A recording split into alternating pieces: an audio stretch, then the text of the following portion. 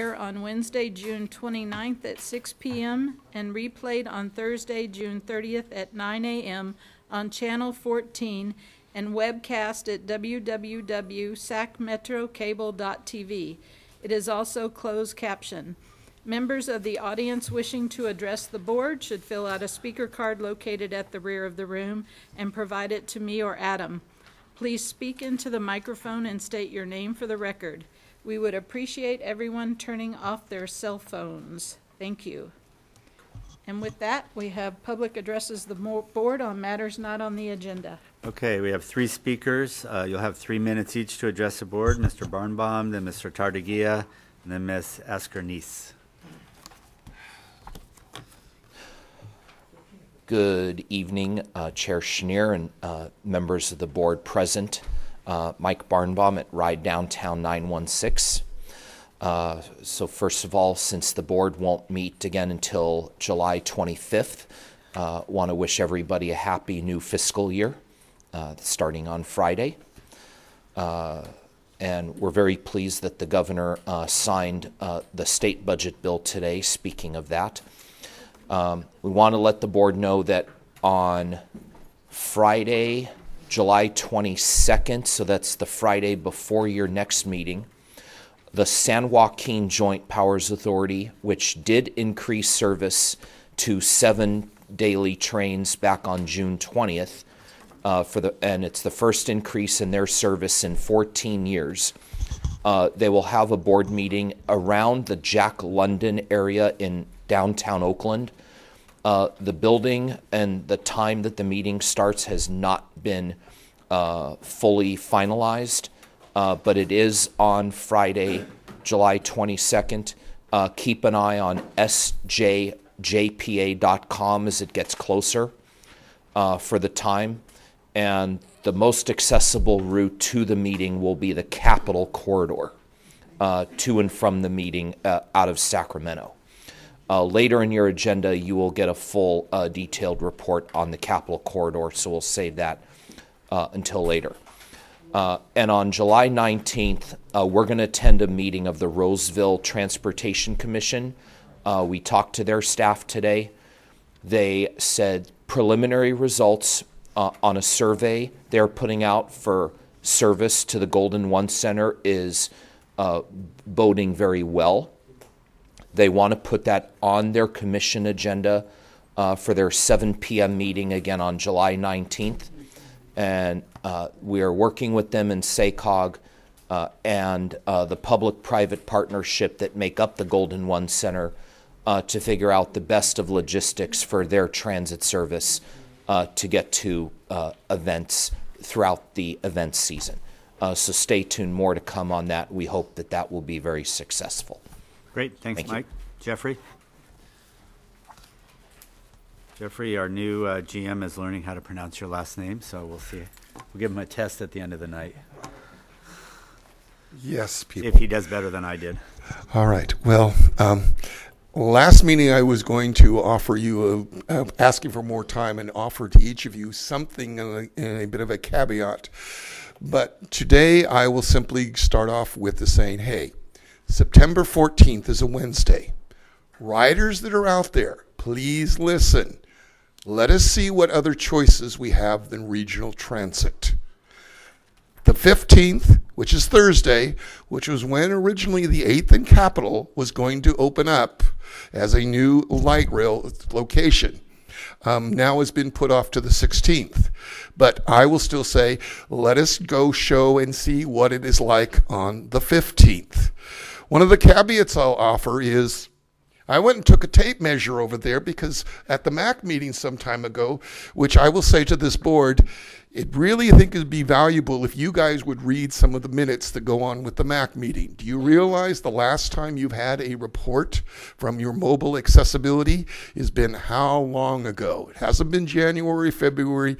It's been more like 2 years. And Jay, you may not know it, but I was wishing to one say Mike Wiley was still here because for the last year and a half, I have produced at least 5, if not more, comments in your, should we say, what's called customer accessibility services. Don't know if anybody's read them, but I know that they have them, and it's then the question of where they get forwarded to what gets responded to. Today we had a rider that, because the debit machine, is not working, only had a $20 bill. So I explained to her how to use the mobile app. Fortunately, it was your guy, big tall guy here, that was doing it, and so he didn't issue her a ticket today, but explained to her how to use the mobile app so she could use it, because you've got no debit and credit machines, seemingly, that are functioning at this point in time. I've watched time and time again where you're not taking revenue because visitors come in and they cannot use it. There's only a very, very few machines, which take American Express or anything else. Again, credit, debit card, you're not taking revenue in. So please, that's the situation. Just like the brand new fare boxes, being the wonderful Supreme box machine, you have reliability issues when bills get wet as well as other things. But among the other things, I think is when this full board gets together, I really think if you want Measure B to pass, you really should examine in the month of July what this last 6 months showed you is there are writers out there that are willing to provide you with information. You need to provide a shall we say, caveat, a way that every year you get to find out what's missing, what's not happening, and what's going on. The last thing I'll offer to you is this RT. And I've encouraged Henry is this next weekend, the 4th of July weekend, look and see what's going on with your ridership. You had an occurrence at the, should we say, state capitol. Did it only affect Route 30? Right. I need you to wrap up. Okay, I'll buy. Thank you. Lisa? And then Arthur after Lisa. Not yet. Hi, how are you? Hi, I'm a little nervous. Don't be My name's nervous. Lisa Askernies, and I'm one of those riders. I ride all the time. There's a lot of garbage all the time at certain stations, so much to where when you go there's mice and stuff running right across you often. There's not enough garbage cans out there, so it's always, I have pictures, garbage is everywhere on the ground. So I don't know if there's something you guys could do about that, getting more cans out or... So I'm going to ask you when you're done, if you can talk to Laura Ham back there and let us know which stations you're talking to, and we'll see what we can do. I surely will. And All right. one more thing, if you don't mind. Nope, I don't mind. And then sometimes when the light rails break down or if there's an accident or something like that, the security guys and the bus drivers do not communicate at all. One time we were stuck at 16th Light Rail Station for about 3 hours, couldn't get on a shuttle. When a shuttle did come, you can't get on, we're full. Literally 3 hours, and some people were out there longer. So they need to communicate with each other a little bit better. Okay. Thank you. Arthur?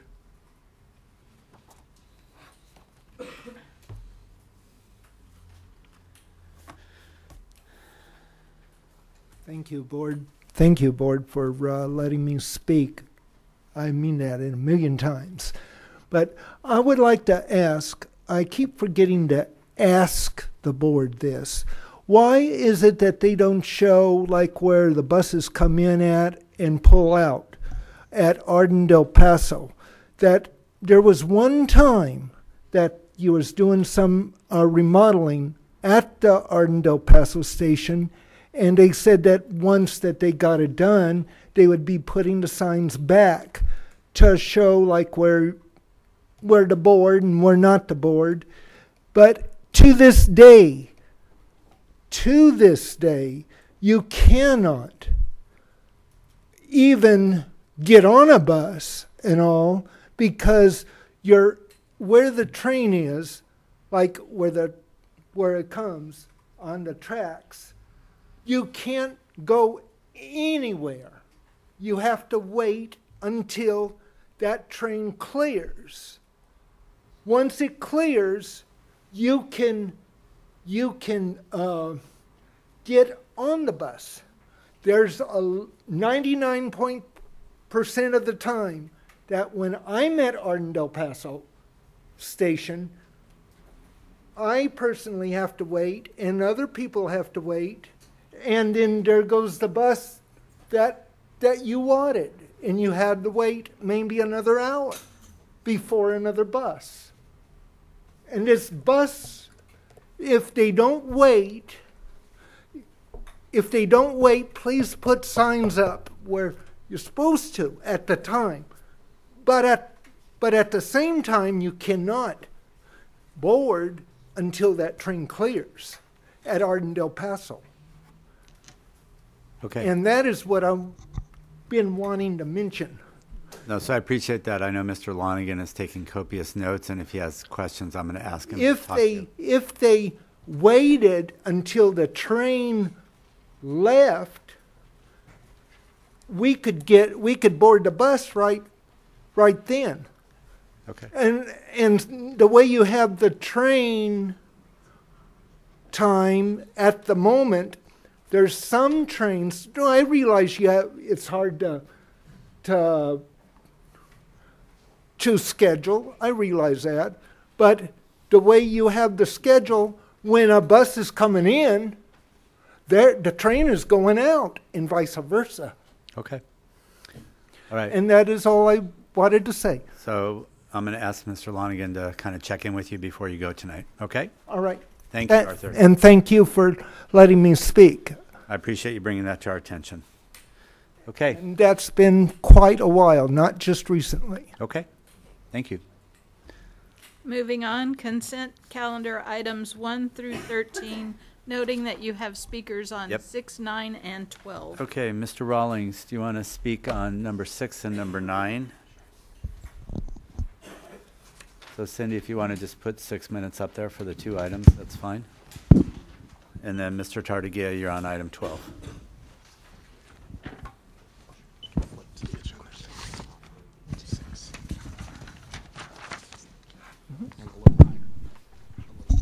Jay, do you want a motion for the balance of the consent calendar? No, I haven't. I'm not pulling the items. We're just do the public comment, and then we'll do the consent calendar, Okay. unless people want to pull in. Okay. Thank you, Linda. Hello, everyone. Just recently, I was out of the area for a little over 2 weeks, and I got to have a lot of different transit experiences while I was gone. I spent the first half of that period that I was gone down in Southern California, experienced a lot of different modes of travel, which included a private bus carrier that got me from here in Sacramento to Anaheim for $4. So I was quite happy with that. Also had a great experience on Amtrak. And then while in the LA area, I got to experience the LA Metro system and had a great experience there as well. I think that RT has a lot that it can do to consider looking at some of these modes of travel, especially when it comes to the LA region, how the bus and light rail are integrated so well together. And I think that, you know, especially with regards to item number 6, when we're talking about launching an entirely new service, when the main staple of the system, the bus lines, because that's how the Metro is actually functions, and as well as Muni, you know, the blood of the whole system is the bus lines. It's the ones that move the community around. So if you're pouring money into an entirely new project, you're neglecting that service. And even though we have been spared some cuts recently, it was at a huge expense. 20 people lost their jobs, so this is not acceptable, I don't think, for the region. It's going to be a tough road, but I really think that RT needs to reconsider the direction for the entire process through which it's developing the system and look at restoring the bus services first. Then we can talk about streetcar and some modern ideas, but for right now, we're not getting our neighborhoods moving well enough. And I think that that's going to be a huge Achilles heel whenever the arena opens. Because if you're just connecting up a brand new system that people are unfamiliar with, for number one, so they're not going to be familiar with how to use it. And number two, you're not really moving them to anywhere that's going to have a significantly higher density of parking. So I just don't think this is the right time to do this. I don't think that, even though it's not RT's money that's being spent, I think RT should say, look, we're going to take the higher road here and say this is not the right time for this, and how can we better use this energy to create a system that is more robust and established. And then with regards to number 9, I just have a question as to what this money is exactly. I don't understand it, obviously, but I'm assuming that there will be some light shed on this in the future during the presentation, I hope. But this is a problem. When we are able to give comment ahead of time, sometimes I think it is more appropriate to have the comments follow the presentation. And this is probably one of those situations. Thanks. Okay. So, Brent, do you want to address number 9 real quickly? I know you were going to do it later, but before we vote on that, and then we'll come back to Mr. Tartagia on item 12. So every year around the March, April, May timeframe, we receive an allocation on our federal funds. SACOG actually provides that the formula funds, and this item number 9 is to actually increase the federal revenues associated with state of good repair to about 1.3 million. So this is a positive thing for RT, and we can use that to pay for operations. I don't know if there's more. Okay. You good? All right, Mr. Tartagia. Item 12. Actually, it was item 2 and 12. Item 2 was, is it for information because you're awarding a contract and I could not find a dollar amount, even though you're saying in there that you have a, shall we say, option to continue on. But I see no dollar amount for that contract of number 2 that you're awarding for. It must be there, but I don't find it. So please enlighten me. And on it was basically 12 and 13. Can you kindly explain what the temporary modification and what the permanent modification is likely going to result in? Okay. That's my 2 questions. Thanks. So I want to, first, we can answer your first question. I think Diane Nakano can come up and answer. Diane, you want to do that? And 2. then Mr. Spangler is going to address items 12 and 13 because I think it's important to recognize what some of our folks are doing to help with the budget. Diane? So on item 2, the contract is for broker services to Turton. The way that the contract is set up is that he doesn't get paid unless any successful transactions happen and money comes to RT. So the actual proceeds are then netted by whatever that broker fee is. So it's basically like you're selling your house. So it's commission. Okay. And Mr. Spangler, you want to address items 12 and 13? I think this is important for the board to listen to. Sure. And good evening, everybody. So 12 and 13 deal with as you know, we had a structural deficit that we were trying to deal with through the reduction in force. We were able to save about $1.5 million on a going forward basis for the structural deficit. It left us with about a $500,000 shortfall or in that neighborhood shortfall for fiscal year 17. And so what we did is we approached the bargaining units to see whether there was interest in assisting with that $500,000. The MCEG is the management group, and the temporary nature of this is that for fiscal year 17, instead of receiving a 5% increase in wage, the MCEG group for fiscal year 17 will receive a 2%. And as you'll see from the issue paper, there's a substantial savings associated with that. And then the permanent adjustment for the MCEG has to do with the personnel rules and procedures that would allow someone who was involuntarily demoted from a position to retain their former salary, what we refer to as red circled. It eliminates that provision for purposes of management employees. So if a management employee is moved into a different position, they don't carry their higher salary with them. They go into the appropriate salary range for the position that they're put into. And that gives a little more flexibility with regard to restructuring and so forth. The AEA agreement was, again, we were looking to the AEA to help shoulder some of the burden of this $500,000 shortfall. And the AEA came forward and also agreed to 2% wage increase instead of 5% that they were due in FY17. So that's a temporary change to the contract. And as the issue paper shows, there's a savings of about $51,000 in fiscal year 17 associated with that.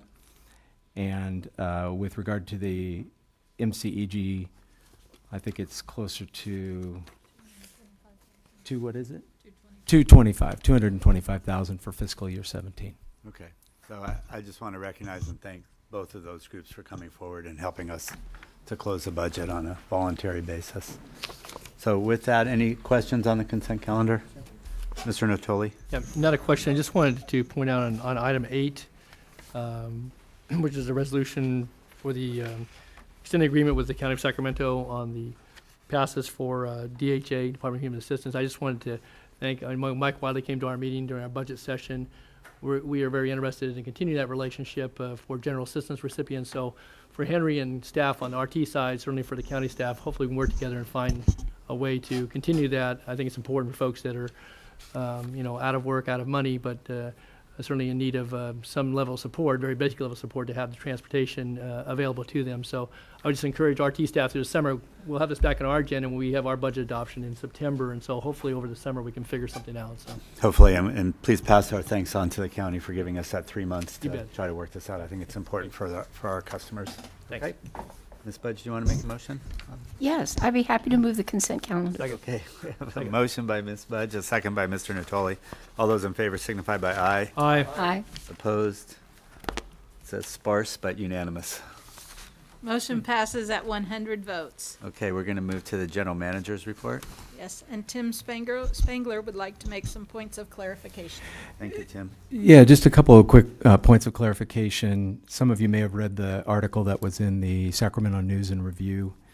And there's some inaccuracies in the article. I'm not suggesting what the source of them was, but the bottom line is they're not correct. One of those was that the reduction in force had a disproportionate impact on minority employees and women. The reality is that of 20 positions identified for reduction, 10 of those positions, 10 of the people in those positions were Caucasian and 10 of those positions were minority. So it's a 50-50 split on that. There were more women affected than men, but if you look at the administrative services group, and again, this was an administrative, primarily administrative group that was part of the reduction in force. That group is approximately 90% women, near 90% women. The other comment was made that all but one of the employees RT let go was a woman, a minority, or both. That's also inaccurate. There were 4 white males as part of that group. There's a statement that there was no rhyme or reason to the methodology, as I think we've explained many times in the issue papers and at board meetings in the past. The methodology was to eliminate positions that could no longer be capitalized due to our lower project funds, and also looking for positions that could maybe be combined, consolidated, worked more efficiently, and as part of a restructuring. And again, that was directed at administrative employees so that we didn't affect the core service, cleanliness, security, those types of things. There's an allegation that RT targeted people of color. Again, I just mentioned the statistics. There were 10 Caucasian and 10 minority employees involved in the reduction in force. And then there was some discussion about our contract with our AEA employees, our CBA with the AEA employees. In fact, the AEA is working under a current agreement that doesn't expire until 2019. The current agreement is not currently on our website because their parties are still going back and forth with some non-substantive changes to the agreement, so it hasn't been put up there yet. But there's a lot of ink spent on whether or not the AEA employees can strike and whether they're under an active CBA. It's all moot because they are in fact under an active bargaining agreement. And that was it. Great. Thank you. Thank you. Any questions from the board on that? Okay, keep going. Next is Laura Ham with the System-Wide Improvement Initiatives. Ms. Ham. Good evening, Chair Chenier and directors. In addition to the written update that I provided for you, give you a few additional updates. Regarding partnerships, I shared with you last meeting that SACOG was working on a request for proposals for marketing and station activation around RT and YOLO bus stations. The SACOG board has now approved that release of request for proposals. It's on the street, and we expect to begin working with the selected firm in early August. We're also working more closely with the City of Sacramento on several issues related to the opening of the Golden One Center. The demolition plans for 7th and K Street are underway, and we will be presenting those to the city in early July. The addition of wayfinding signage in the downtown area that will be consistent with the overall sign program for downtown. And we're encouraged by the fact that RT has been brought into more discussions about city planning for Golden One, and we expect that transit will be promoted to event attendees through various marketing efforts. On Friday, we awarded a contract to Parkeon for credit debit fare vending machines. This program will provide credit debit capability throughout our entire system, so our passengers will be able to pay with a credit or debit card at any station, which hasn't been the case in the past. I think Jeffrey mentioned that in his comments. The selected vendor, Parkeon, is very reputable, also has been selected by the City of Sacramento for parking equipment. The machine will be capable of handling parking and transit fare transactions, so we'll be using that for both those purposes in the city parking lots under the WX freeway, as well as RT's other pay-to-park parking lots. On arena work, system-wide station improvements are moving ahead on schedule. You may have noticed some activity in downtown and at our park and ride stations. As far as RT's overall planning efforts related to arena service, we'd like to come back next meeting and give you a readiness report on all of our efforts. Finally, I also mentioned in the written report that RT is working with a company called eLerts to create a new reporting app. This app will be called Alert SacRT, and it will allow customers to report safety and security issues as well as directly contact RT's police department. We are in the design phase now, and a prototype is expected within the next 2 weeks. And with that, I'll take any questions you might have. Mr. Moore. So Laura, on the debit credit machines, what are we planning on deployment-wise for that timing on deployment? Our goal is to have them out on the system by September 15th. Okay, great. I want one in my station. We talked about that this afternoon. Absolutely. Mr. Tardigree, I totally agree with you. So, okay. We're good, Mr. Lee? Yes. Our Good evening. presumptive general manager. Good evening, Chair Chenier, members of the board, and public. You remember about 2 weeks ago, board adopted the transition vision. That transition vision actually calls out, change our culture by treating our customer first on everything we do. Today, I want to take advantage of this opportunity to recognize 2 outstanding frontline supervisors. In the last 2 weeks, they did some great jobs in terms of providing the best customer service possible. We have Lisa Askenis, our rider who just mentioned we need to put more trash can in some place. Actually, last weekend, we put additional trash can on 16th Street and other streets. The first supervisor I want to recognize is our station cleaning supervisor, Robert Hendrick. He has family obligation tonight. He cannot come here. But the last couple weeks, I just want to show some picture. This is on June 4th. We took this picture on 4:30 on the evening. He immediately cleaned this area, he and his staff. Then on June 18th, on the Sunrise Light Rail Station at 11:24 a.m., you can see these pictures, and that is Saturday. Our chief of staff, Laura Ham, went there and took some pictures. And within an hour, Robert and his team cleaned that area quickly. Actually, by the late evening, they did a deep cleaning our COO, Mark Lanigan, went to the station on the 12:15 a.m. and took this picture. Then this past Saturday, Lisa sent this picture to me on 8:50 a.m. Now in the afternoon, this got cleaned. I know this is still not good enough, but we're going to continue to respond to our customers' feedback, quickly and try to address these issues immediately. So this, unfortunately, Robert cannot be here, but he and his team is trying to do a great job. Let me see. Another supervisor I would like to recognize is Jamie Poole. Jamie, can you stand up? Jamie is our customer advocacy department supervisor. In last month or 2 months, I noticed some email exchanges between her and some customers. I just want to show one email exchange between her and you have to continue standing through the whole thing. Mr. Jeffrey Patagili. Hopefully that is good enough.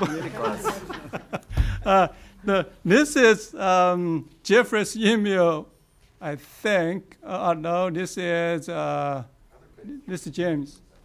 And this is James' response. You can say how many.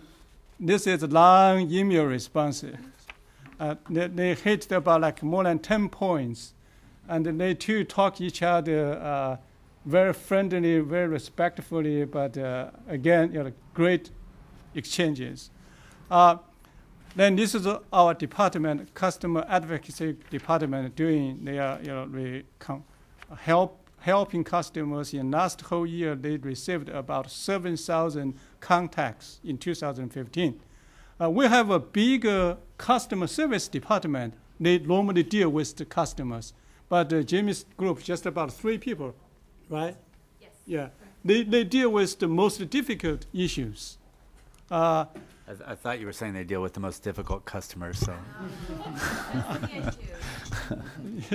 And that leads me to recognize 2 outstanding customers who care about our system so much.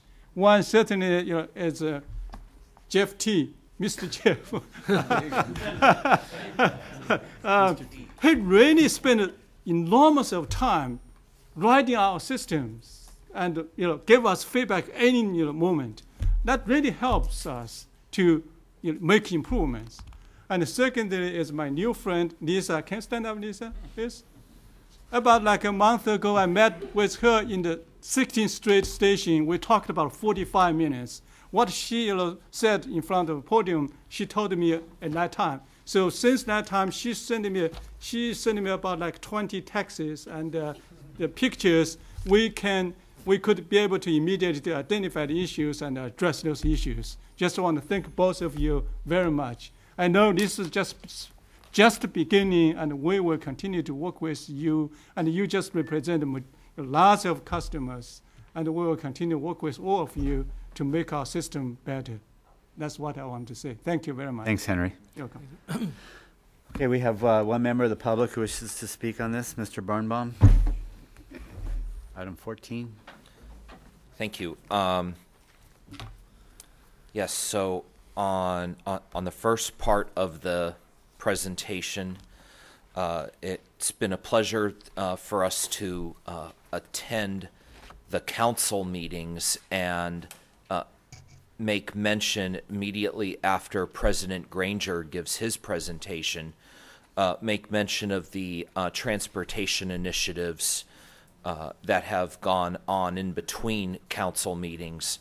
And one of the senses we had with the city and are in strong agreement with is the message of do not drive directly to the arena. Now, our approaches of what to do other than that, after that strong message, might be carried a little bit differently. But at least the general message of don't drive directly to the arena carries a lot of weight when public agencies and grassroots organizations stand strong in delivering the same message. We want to thank Chief of Staff Laura Ham for mentioning about some of the important agenda items coming related to that part of the presentation to this group on Monday, July 25th at 5:30 p.m. And the Sacramento City Council to have another presentation, but mainly focused on transportation and the Golden One Center in July. We were not at least anticipating, since the meeting we attended approximately on May 24th at the City Council, that we wouldn't be back there until August, tag teaming with President Granger. But if something does come up between then, we will certainly put it on our radar screen and communicate with Clerk Concolino on anything pertinent to the Golden One Center, as that's our obligation to be there when those presentations occur. And also, thank you for the presentation on customer services. Very informative and insightful. We were a strong participant back when there were originally going to be service reductions or major service modifications, and included the customer advocacy department as well as the planning department and other stakeholders on what we thought ought to be going forward. We are looking forward to, just on that note, what the planning department did mention via teleconference at the last Transit Coordinating Committee meeting, and if there's anything we can work with them on minor service modifications, we are certainly glad to lend a helping hand to that process. Thanks, Mike. Thank you. Okay, we're going to move on to item 15. Item number 15, public hearing, Sacramento Regional Transit fiscal year 2017 operating and capital budget public hearing and adoption. In front of you is A, accept public comment, B, a resolution approving the Sacramento Regional Transit District fiscal year 2017 operating, debt service, and capital budgets and vote allocation, and C, resolution authorizing the filing of the fiscal year 2017 Transportation Development Act claim based on the adopted budget, and D, a resolution approving the use of operating reserves to balance and close the budget for fiscal year 2016. And item 15D requires a 2/3 affirmative vote of the board. Okay, we're going Presented to... by Brent Bernicker. Okay, we're going to listen to Brent. We have a couple people from the public, and then we'll come back to the board. And I do want to just note this is at least the fourth time the item has been before us as we move forward through the budget process. So I'll make it brief on that. So you got that. I got that. I was thinking next year what we could do with Henry's slides from those pictures of the station area. I was thinking of taking pictures of the finance department before the budget's adopted with our hair all stressed out, papers everywhere, and then when the budget's complete, we'll be nice and neat. Okay. But okay, so I'll make this quick, but I do want to cover some important topics on the budget. This was a challenging budget this year. We faced declining revenue trends, fair revenue trends. We had declining sales tax revenues, diesel tax revenues, and less capital funds. In addition to these challenges, we also had to find creative ways to improve our services by expanding service to the arena in the 17 budget and not making any significant changes to our existing services. So to meet this objective, we found that we needed to find a partnership, and we partnered with the Air Quality Management District and SACOG, and there's a CCAT grant out there that we were able to it was a capital grant, and we were able to convert that capital money into operating money. That's going to the board in August, and that allowed us to remove those service cuts from the 17 budget, which is a great help. So in addition to receiving help from these partners, we also had help from our staff. I'd like to just call out recognition to the 2 senior financial analysts that did a great job in this budget. That's Judy Wong and Nadia Mokoff. And then on the capital side, we have Maureen Ring. You could stand up, Maureen. Thank you for your help on the capital side, working with all the staff members to complete that. And then finally, Henry, thank you for pushing us to make sure this was done timely. Now I'd like to just kind of focus on the first slide, which is just the summary of what our operating budget looks like. We're at $162.5 million on the operating budget. We're at $5.5 million in a debt service budget for 17, and then the capital budget's $102.1 million.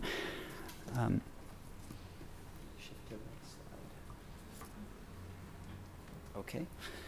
So when we do these budgets, so typically in these budget meetings, we will give you information on what has happened since the last meeting. There's very minor changes that happened since the June 13th meeting. So what instead I'll focus on is just high level where we're at with the budget. And I always start with the revenues because that's how we build our budget. We start with the revenues, figure out how much available funds are out there, and then we'll go to the expenses. So we start with state and local revenues. That makes up about 53% of our revenue sources, and that's your Measure A, your STA, your LTF, and your cap and trade revenues. The next category is federal revenues, and that makes up about 21% of our revenues. That's the state of good repair money that we've talked about just recently in, I think it was agenda number 9. We also have preventative maintenance funds, CMAQ funds, and JARC funds. The next area that we talk about is fair revenues, and that makes up about 19% of our revenues. The fair revenues is what we collect in cash and coin from the stations, from the fare boxes, these fare vending machines at the stations, and also from our sales from outlets, schools, and Los Rios and Sac State as well. The next area we focus on is the contract services. That represents about 4% of our revenues. That's the $6.1 million. And that's revenue we generate from Rancho Cordova, Elk Grove, Folsom, Granite Park, North Natomas, and Citrus Heights. And then the last area of revenue that we focus on is the last 3%, which is advertising, carbon credits, leases, parking revenues, and our CNG rebate. So that covers the revenue. On the expense side, revenues and expense matches. So you'll see that salaries and benefits is the largest component of our budget. And I'd kind of like to stop there and just give a couple of points that I think are interesting facts that it's good to know when we're doing these budgets. It should be noted that 83% of the costs in salaries and benefits are actually directly attributed to operating bus and rail service. The remaining 17% of those salaries has to do with transit security and general administrative costs. So that's an important fact when we're looking at that area. I'd also like to bring to your attention, which was brought up earlier in the consent calendar, is the AEA and the MCEG group also contributed to this by reducing their wages from a 5% increase down to a 2% increase. And this is pretty consistent with what we're seeing as a CPI. The next area that we can focus on is the professional services, and that's really made up of two components. The paratransit cost represents about 54%, and then there's security and other that's in that group. The next category is materials and supplies, which is about 5% of our budget. And then utilities represents about 4% of our budget. Utilities is the cost to run the traction power for our trains. The insurance and liability coverage, we need that as well, and that represents about 6% of our budget. And then the other $2.2 million, that represents costs such as interest expense, leases on the building. We have a small GM contingency in there, small costs that, you have some training costs and things like that. That's what the other $2.2 million represents. So as you can see, that's our budget. That's pretty tight from an expense standpoint. On the expense side, let's see if we can. In this category, we have about 7 different categories on how we look at the project side. It's basically our project development, our equipment programs, our facilities program, our infrastructure, transit security, safety, and planning. And I'm not going to go through all the projects in here. The projects can all be found in the abridged budget in the exhibit. But the three that I want to focus on, actually four I want to focus on, the major projects are the 40-foot CNG bus replacement. That's about $24.5 million. We also have the Blue Line to Consumnes River College. That's about $16.2 million. And then we have project development for the streetcar, which is about $10.6 million. And then we have the Green Line, SVS Loop, and the draft environmental clearance, which represents another $11.2 million. And so these are all the costs that we're planning on spending in FY17 for capital. The revenue that supports that is shown on this next graph, and it's basically we have FY17 funding, which is about $30 million, which is about 30%, and the remaining funding that is supporting that capital budget is carryover funding from prior years. So now I'd like to just kind of touch on the last area, which is where we're at right now from a fiscal 16 perspective. We still have some things to work through, lots of factors in play, but right now what we're looking at is revenues are right around $151 million. Expenses are about $155 million. That's an anticipated shortfall of about $4 million. So before I go into that, I do want to mention that when we started this fiscal year, we had a reserve balance of $3.1 million. Just as we talked about, partnerships are really important at RT. We've been actually working with SACOG because there's some STA money out there that was reserved for capital purposes. What we were able to do is work with SACOG staff and actually reclassify some of that operating money and turn it into reclassify that capital money and move it into operations. So what we're able to do is go on the June 16th, the SACOG board went on June 16th and approved that reclassification. And what we're able to do is build that reserve up to $4.3 million. And that's great for us because if there is this anticipated loss of $4 million, we will have the operating reserve to cover that. So what we're doing at this point in time is we're looking to the board in accordance with your reserve policy to seek the use of, to be able to use that operating reserve. Obviously, our audit is done it's usually completed around the October timeframe, so we'll come to the board with those final results, and we're only intending to use up to the amount that is needed to cover the loss. That was a real quick coverage of the budget. I hope that met your objectives. Great.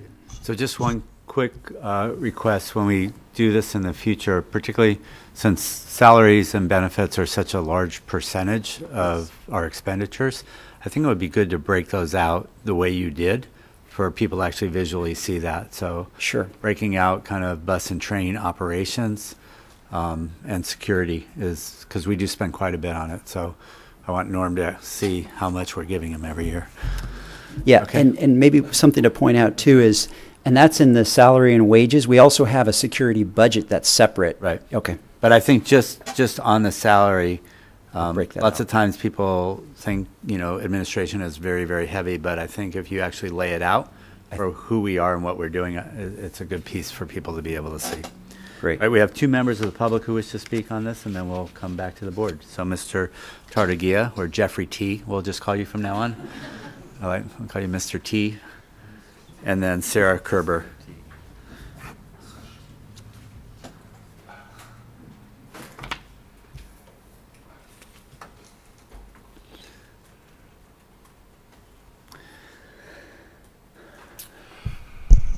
My comment is, board, that please don't think you yet have Measure B money in here. So please consider that you need to be every quarter or every 3 months monitoring this budget. So we do not have what we went through this last year. At the same time, I'm concerned in watching some of the safety and some of the things that I read in there. Is it just moving from one section to the other and administration to the other? Or are we truly, when we've done something like, I believe, eliminated positions from the general manager, where did those positions go? Because if I read in the budget through there, I think you have where you had 12 positions and you now have considerably less than that.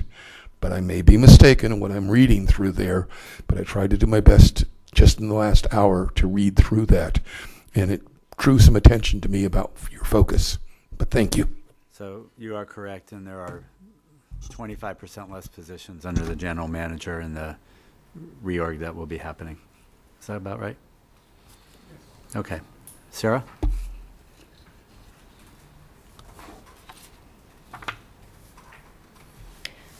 Hi, my name is Sarah Kerber. I'm with Organize Sacramento, and we have been working with RT throughout the recent fare increases, the service cuts, and the staff layoffs, trying to ensure that the interests of all riders are protected. You guys, the board has met with some of our members on the issues, and I have just a couple of comments on the budget. We've been asking for RT to implement an independent public forensic audit of RT before they move forward with anything such as the staff cuts that recently happened. We request that no changes are made until the SDA Measure B either passes or fails, and until that independent public forensic audit happens. We also think that the contract reductions with Mr. Wiley were not enough in light of the rate increases, the threat of continued service cuts, and in light of the merit cuts that the system is taking. I would also like to point out that I believe that RT needs a more open and public budget process, similar to what the city council has done in the past couple of years, where they reach out to community members, they hold public meetings, they do public polls about what issues are important. The RT budget process right now is very confusing. The budget documents are very dense. And on the budget summary that you guys, that was in the packet today, there were no public comments received on any items at all. As a citizen, that concerns me. That makes me feel like no one is watching, and that the community has questions and they aren't being answered. So I think looking into having public meetings would be helpful, and publicizing them other than just on the RT website, which very few people check. We at Organize Sacramento want a transit service that works for all riders, and we look forward to continuing to work with the board and the new leadership under Mr. Lee. Thank you. Okay, thank you. All right, we're at members by members. Comments by board members? Or if not, Cindy, do we have to do 4 different motions or 3 different motions? Or can we do this all at once? You can do it all at once if you'd like, and we'll just do it under a 2/3 premise of passing. If not, we'll have to redo it. Okay. Mr. Hume? Yeah, just a couple quick comments. First of all, Brent, thank you for your work. I know that this is not easy to scrub the budget, and I look forward to what Henry's going to bring to the table on an ongoing basis. You know, and it is tough to get that input that Sarah mentioned, but I mean, this is the 3rd or 4th time we've had hearings in this room on this budget, and you know, there's not too many ways to shift the priorities. I mean, keeping things clean, keeping them safe, and making sure that they run on time are the priorities to serve the customers, and it's how we have to put the money to do that. But if you look at the table that's on the slide right now, we ran just under $4 million in the red this year, and we have barely over $4 million in reserves for next year. It doesn't take a rocket scientist to figure out how long you can go before you gas we this won't thing have out. we won't have $4 million next year. That's what we're spending for this year. Well, that's covering the projected loss for this year. Correct. Okay. So we're done. So even worse. Yeah, we're done. So not only are we done, but we're not meeting our mandate from the FTA of why that reserve was even there when we were trying to build it up. So we're in dire straits, and cutting jobs is never an easy thing to do. But as was mentioned, those were jobs that had been paid for by capital dollars, or kind of one-time income that we don't have the projects laid out in front of us right now. So it's an unfortunate situation, but raise fares, cut service, cut jobs. I mean, there's only so many ways that you can trim the fat in this organization, and it absolutely, it has to be done. I look forward to the heavy lifting ahead, but I think for as far as where we are right now, this budget is conservative, and it does not assume passage of Measure B. And I would like to advocate that if Measure B does pass, we stick to our conservative budget, and let's put some money back in reserves. Right. Okay. Jay? Mr. Slowey. Thank you. you know, being an alternate, this is my third meeting here. So when I coming from a city that's always been in the black and, you know, has 175% of their annual budget in the bank, and being a banker, it's kind of a tough nut to swallow, that, you know, to see where we are from a negative standpoint. I'm assuming, and again, I haven't been here, but I'm assuming that this didn't occur overnight, that every, you know, month to month, everybody's been aware of what it is, because typically you don't go there and then allocate your reserves after the fact. So, you know, hopefully Steve will get better, and I won't have to be here all the time, but if I do, I can tell you that the situation, something needs to change. Hopefully, Mr. Lee, you're going to take care of that, but you know, it's almost a little embarrassing to be sitting here having to vote on some of this when, you know, you got no more reserves. So, okay. So everybody for a motion? I'm ready, Ms. Budge. All right, are we moving on the three resolutions? B, C, and D.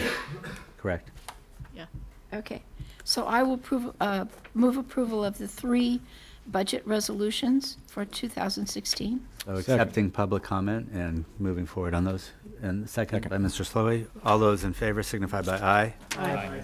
Opposed and abstained. So that passes unanimously. We have our 2/3 vote. We look forward to a budget that will be happier next year. We do. Moving on. Item number 15.1, which is before you printed and in the back of the room for the public. Resolution approving the first amended employment agreement with Michael R. Wiley as RT's General Manager CEO, making a finding as required by Government Code Section 7522.56 and delegating authority to the new General Manager CEO to execute a personal services agreement with Mike Wiley, presented by Tim Spangler. Mr. Spangler, there's 3 pieces to this, and I'd like you to address each one of them. Will do. So the first piece in terms of Mike's contract has to do with the supplemental retirement benefit.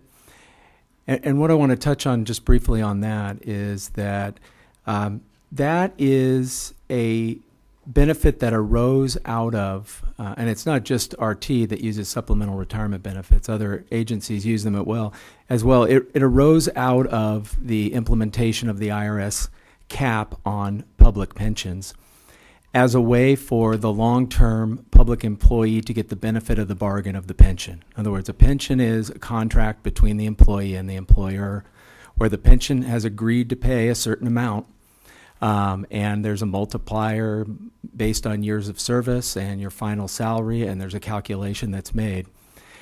The employee, in entering into that contract, expects that that's the amount that the pension is going to pay them at the conclusion of their service for RT. The IRS comes in and puts in an arbitrary cap that caps that, and the only way to give the employee the benefit of the bargain is to do one of these supplemental retirement benefits.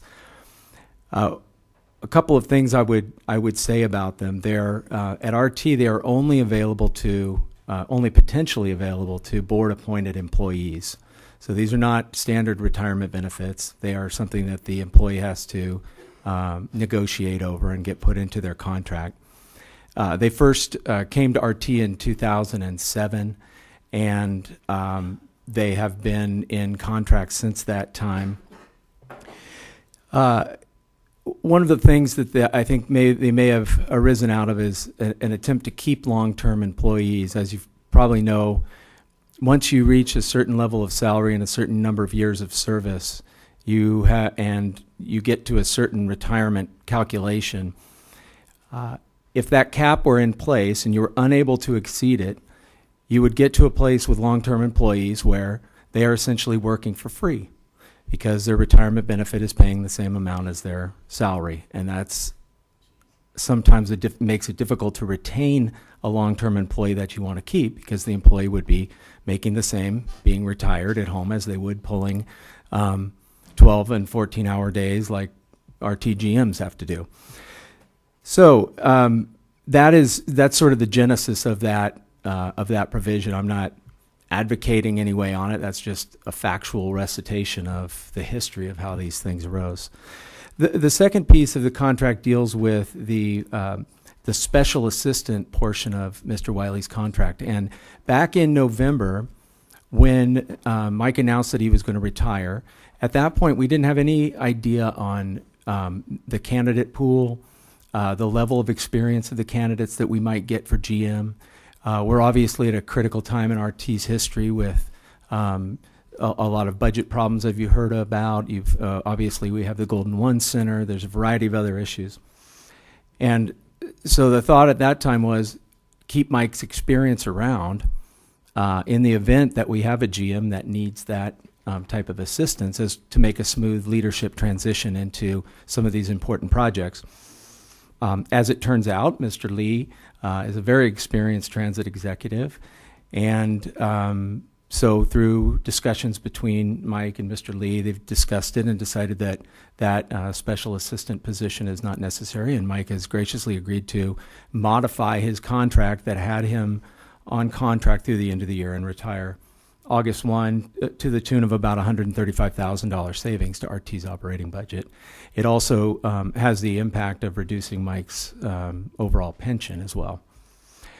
The final piece of the puzzle is the personal services contract, and there's been a lot of, I think, misunderstanding about this part of the contract.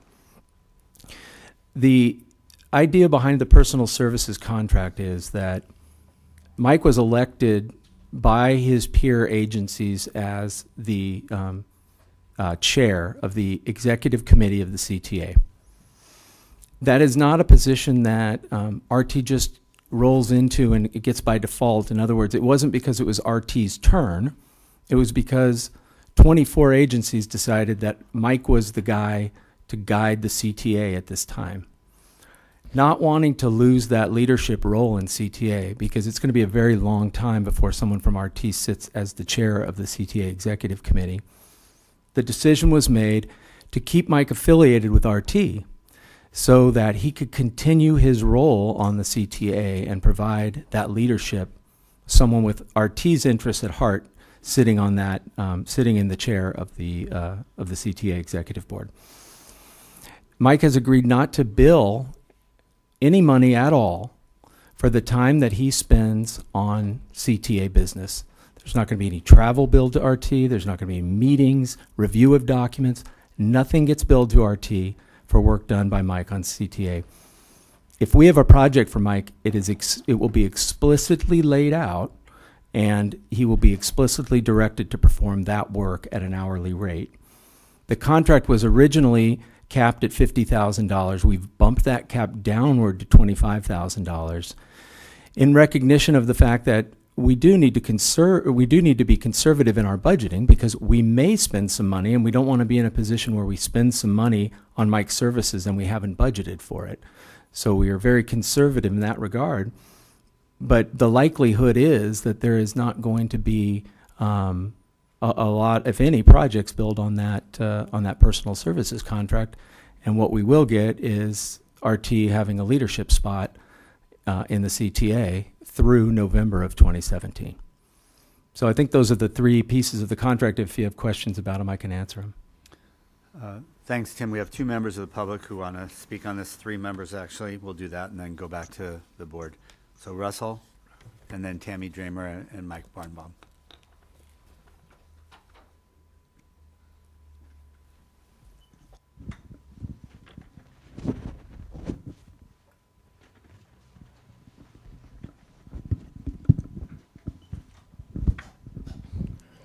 Hi, Russell Rawlings with Organized Sacramento. And Mr. Hume, we just heard you say that we have, very limited options on what to do here.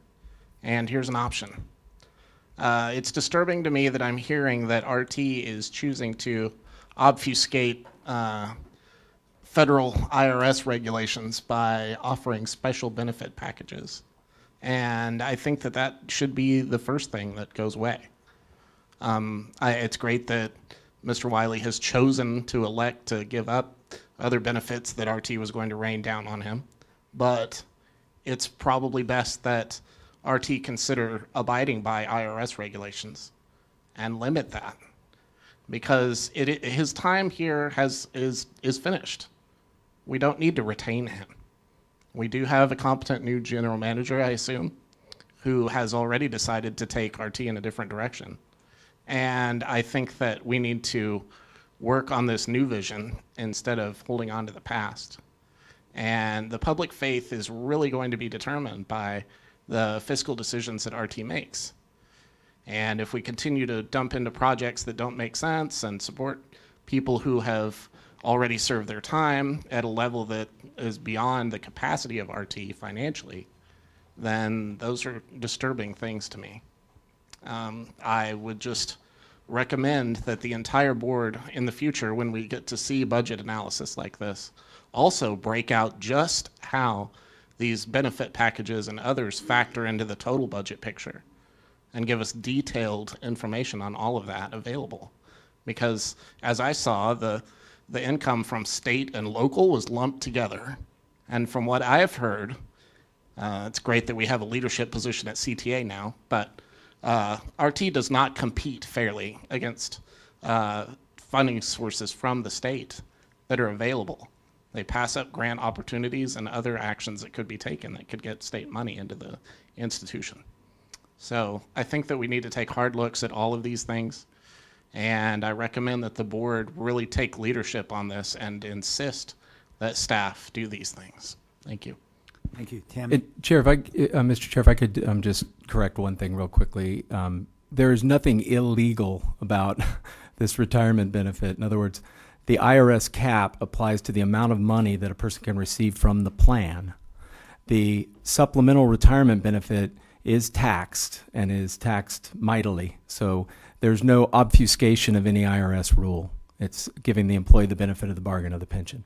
Thank you. Thanks. Tammy? Yes, hi. I'm here representing the Sacramento Central Labor Council. Fabrizio Sasso, our executive director, apologizes. He had another event this evening, but he wanted me to come here and reiterate that, we're really glad that the contract is ending 6 months earlier to save that $170,000 a year. But the bonus that's being reduced is only being reduced by $7,000 a year into perpetuity. So on $100,000, that's not a whole lot that you're reducing this golden parachute.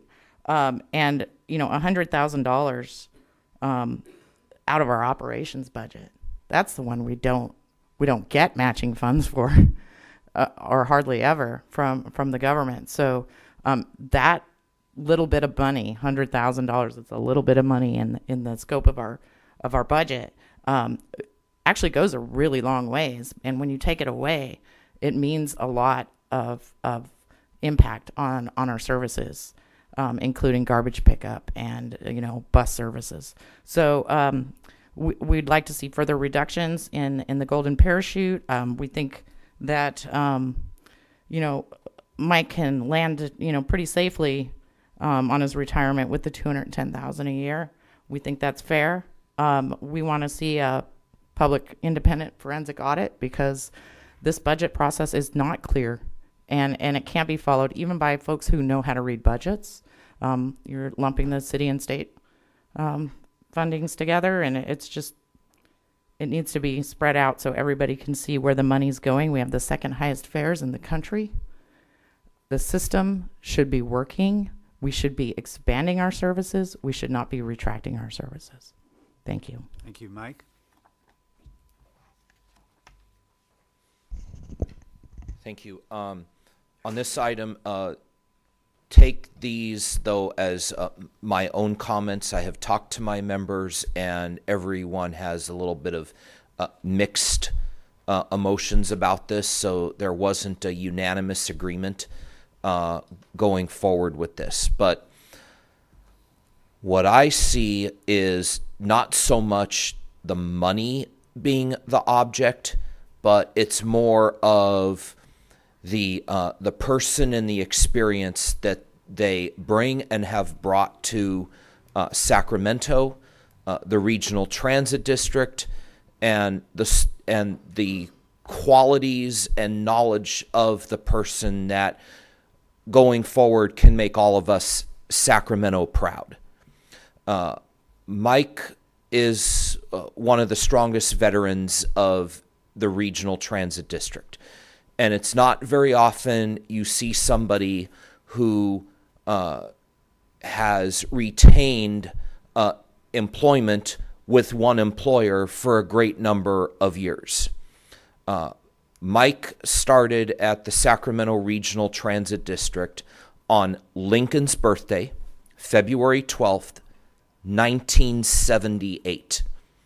So in the words of Pat Benatar, he's a real tough cookie with a long history. And I don't think you will doubt that one bit.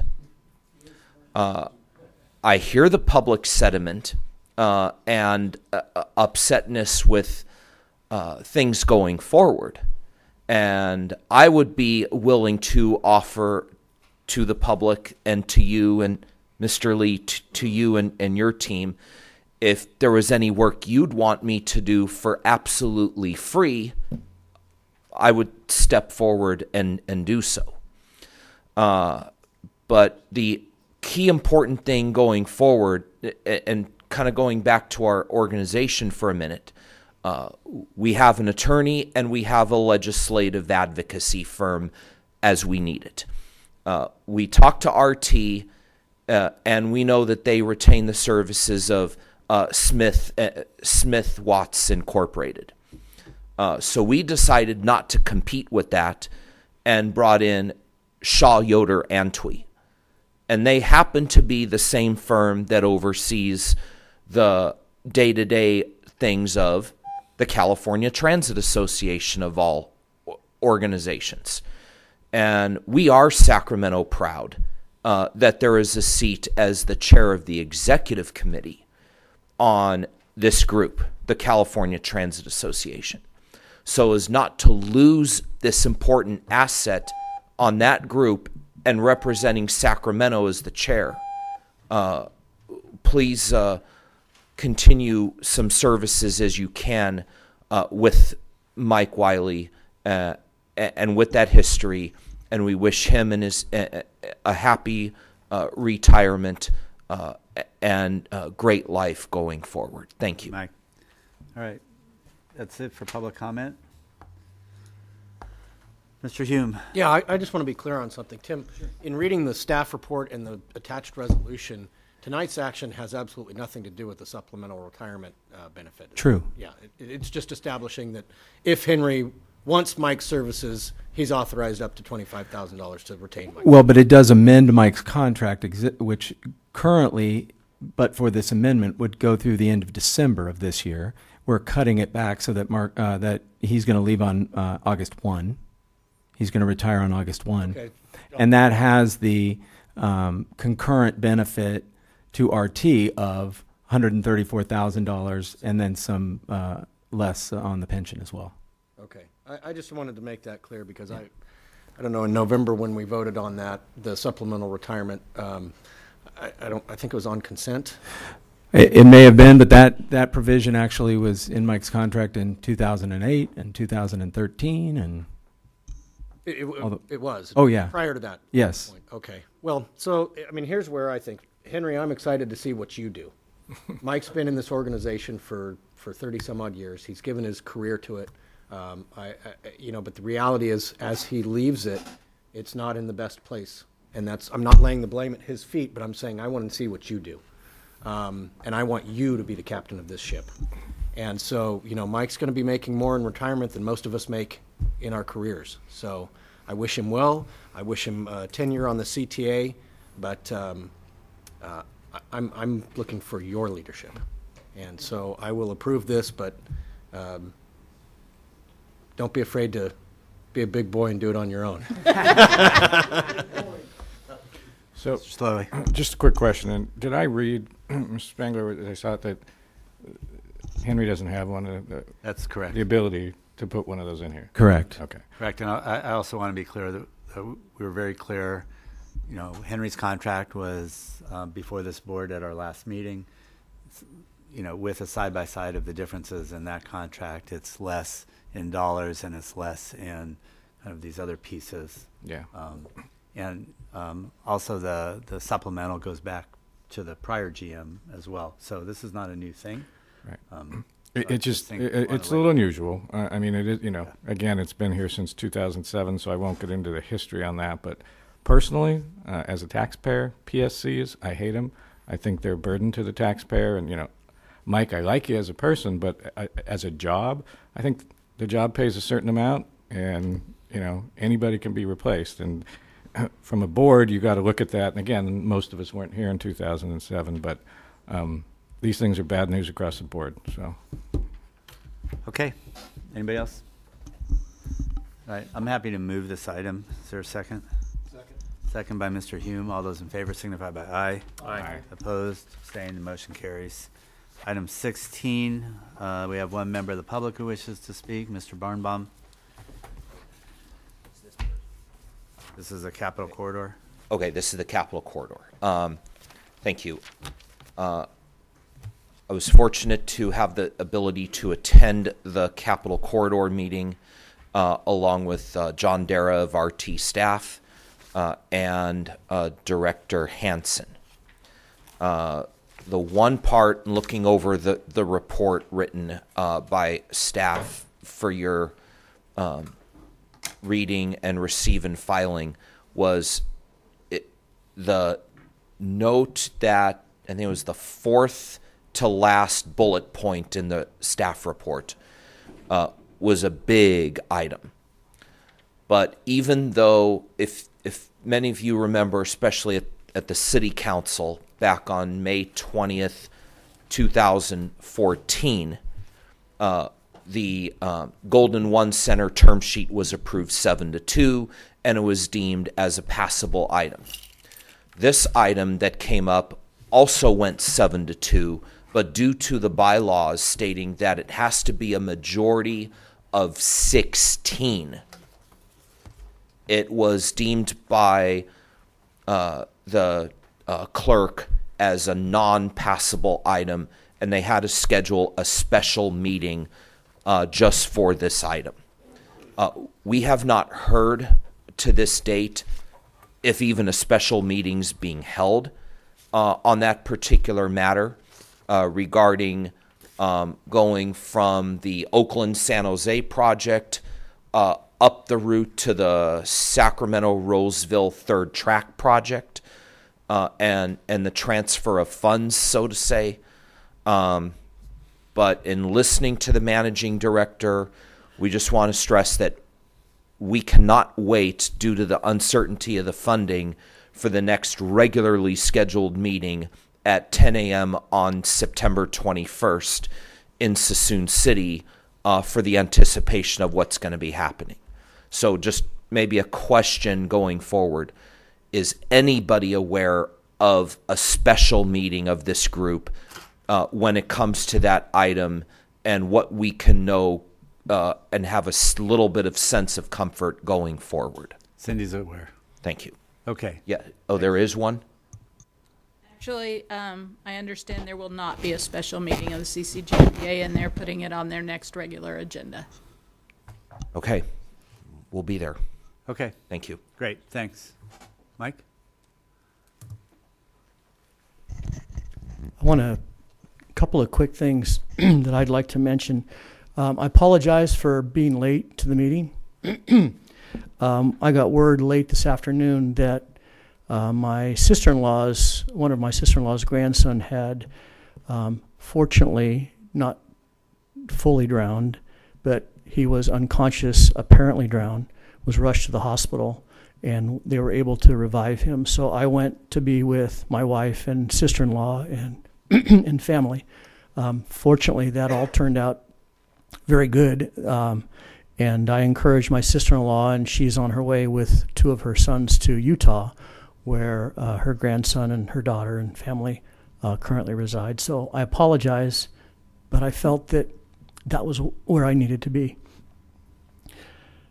So I missed most of my last meeting as your general manager. And I wanted to say I appreciate the action you took and your understanding of what we've done. And it was clear in terms of my contract that the features of the contract that some members of the public find a little bit distasteful have been in the contract since 2008.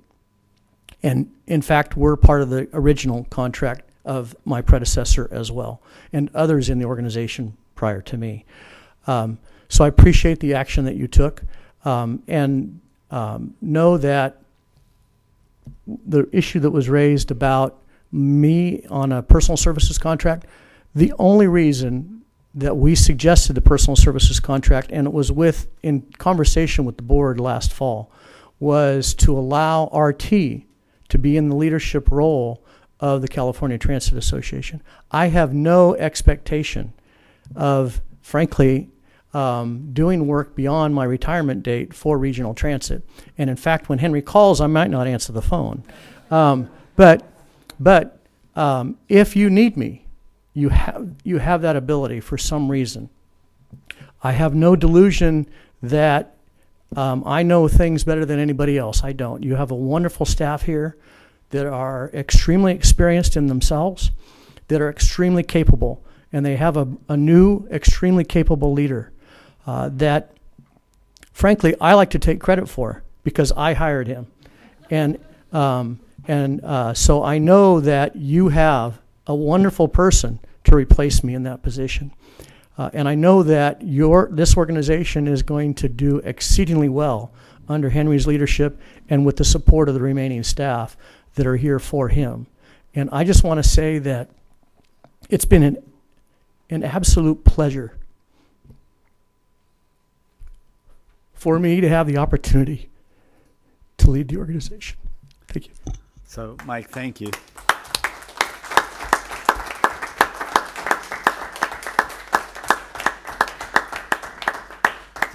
Just a couple things. First of all, no apologies necessary. Family always has to come first, and I don't think there's any expectation that you would have made another decision on that. I just want to, on behalf of the board, very quickly, because there will be an appropriate send-off at the right time. But thank you for your many, many, many years of service. It's not often that, particularly in this day and age, that someone would stay with one organization for 38 years. We know, and I certainly know, I've been working with you the last couple of years here, how much you care about this organization and what you're willing to do to make sure it survives and thrives as we go forward. And we do want to thank you for Henry. It's very much appreciated, and we will come back to you, and we will do this appropriately. All right? With that, we're adjourned.